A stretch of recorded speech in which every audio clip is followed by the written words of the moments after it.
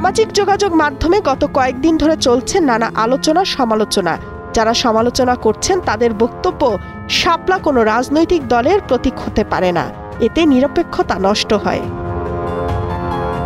কেউ কেউ এমনকি ভারতের বিজেপির প্রতীকের সাথে এনসিপির শাপলার সামঞ্জস্য দেখতে পাচ্ছেন। এই ঈদে জামা জুতো অ্যাকসেসরিজের ডিসকাউন্ট।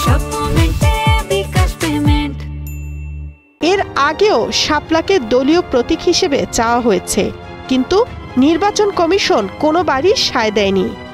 রাজনৈতিক দলগুলোর এই কারাকারির মধ্যে শাপলা প্রতীককে তফসিলভুক্ত করার কথা ভাবছে নির্বাচন কমিশন।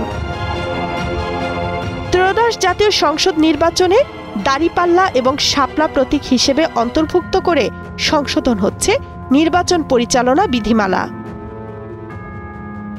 বাংলাদেশের নির্বাচনে স্বতন্ত্র প্রার্থীর সংখ্যা যথেষ্ট বেশি থাকে।